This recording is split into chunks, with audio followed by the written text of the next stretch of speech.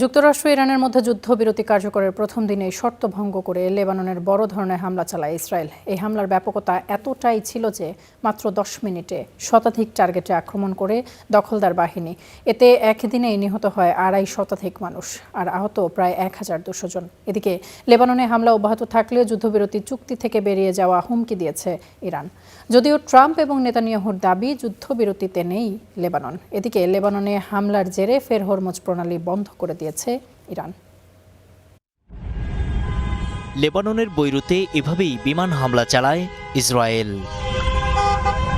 শহরটির বুর্জ আবু হায়দার এলাকার এই হামলার সঙ্গে সঙ্গেই আঘাত হানে বৈরুত বিমানবন্দরের পাশেও। এক দুটি নয়, কেবল বৈরুতেই হামলা চালায় অন্তত 9টি স্থানে। দক্ষিণের সিদনেও একইভাবে তাণ্ডব চালায় দখলদার বাহিনী। ধ্বংসস্তূপে পরিণত করে আবাসিক ভবনগুলো। হতাহতদের সন্ধানে নামে উদ্ধারকারীরা। লেবাননে ভয়াবহ এই হামলা ইরানের সাথে যুক্তরাষ্ট্রের যুদ্ধবিরতি কার্যকরের প্রথম দিনেই। ইসরায়েলি বাহিনী অন্তত 100 টার্গেটে আক্রমণ চালায়। সময় নেয় মাত্র 10 মিনিট। এদিনের হামলার ধ্বংসের মাত্রা ছিল ব্যাপক।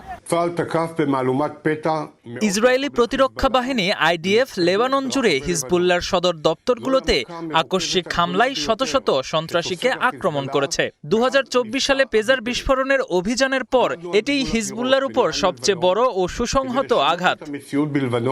এদিকে যুদ্ধবিরতি লঙ্ঘন করে লেবাননে ইসরায়েল হামলা অব্যাহত রাখলে যুক্তরাষ্ট্রের সাথে চুক্তি থেকে সরে আসবে ইরান, এমন তথ্য দিয়েছেন ইরানের কর্মকর্তারা। সূত্রের বরাতে দেশটির আধা সরকারি গণমাধ্যম তাসনিম নিউজ এমন খবর প্রকাশ করেছে। অবশ্য ইসরায়েলি হামলার বিষয়ে ট্রাম্পের যুক্তি লেবানন চুক্তিতে ছিল না। একই দাবি ইসরায়েলি প্রধানমন্ত্রী বেনিয়ামিন নেতানিয়াহুরও। যদিও ইরানের পক্ষ থেকে দেয়া শর্তের মধ্যে পরিষ্কার বলা আছে লেবাননেও হামলা বন্ধ করতে হবে। এদিকে যুক্তরাষ্ট্রের সঙ্গে যে কোনো স্থায়ী চুক্তির ক্ষেত্রে অবশ্যই ইরানের দেয়া 10 শর্ত মানতে হবে।